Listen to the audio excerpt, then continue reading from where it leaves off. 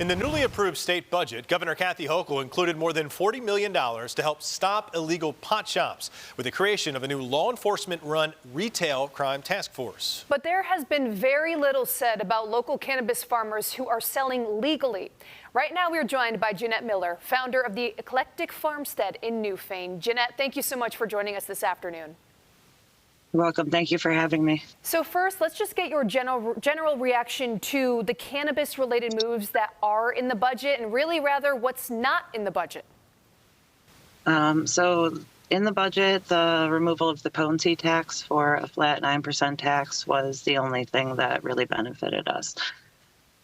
Even with money going towards the enforcement of closing illegal shops, that's not going to stop the collapse of the entire legal market if there's not legal cannabis to go on those shelves in the legal stores. Jeanette, we've talked about this almost since the rollout for legal or recreational pot began in New York State, and that was what is left with the farmers who are sitting on tens of thousands, if not hundreds of thousands of dollars of product. Has that gotten any better for our local farmers or these farmers across the state who are just trying to survive? No, when surveyed recently, 97% of legal cannabis cultivators are operating at a loss. And without money coming in, that'll just leave us at a deficit.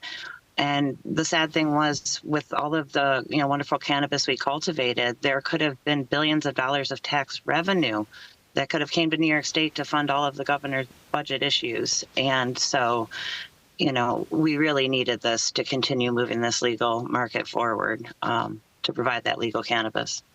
So let's talk about how dire this is. From a farmer's standpoint, paint the picture for us. What does the current legal cannabis market look like?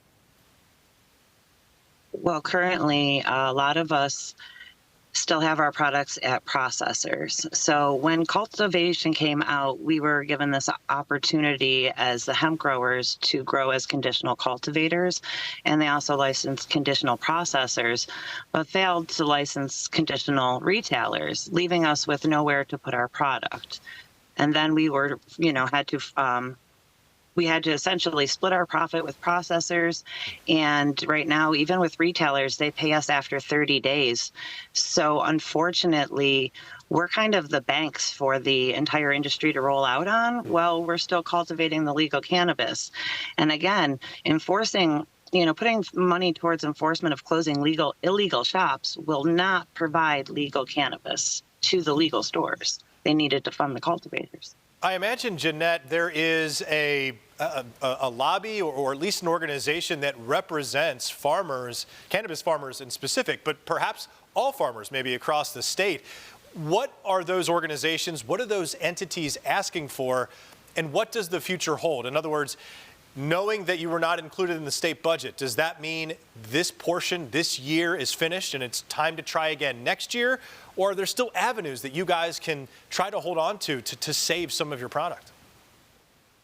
Well, I know there's multiple organizations, including Farm Bureau, who represents all farmers, Cannabis Farmers Alliance, and CANI are all associations that are stakeholders, along with processors associations. And what we really need to do is get together and let them know that enforcement of the illegal shops is always possible through penal law. What they needed to do was invest in the business of cannabis so that we could provide the tax dollars that they would have collected off of us to put back in. So what's going to happen? We can't wait till next year. We're going to have to keep fighting forward. We're going to have to reach out. I'm not sure, if the budget's closed, that might be it there, but we're really going to be watching what could be the collapse of the entire cannabis industry. And just how dire is this? How pressing is it in the sense of time? How fast does action need to be taken? Well, we're already trying to plan to plant again this year as the conditional cultivators licensed, while also in the process of needing to transition before December 1st. So now we're trying to figure out, are we putting money, where are we putting that money into transitioning the license so that we're, able to farm next year, or into planting so that there's cannabis in the field to be cultivated at the end of the year to go into the stores.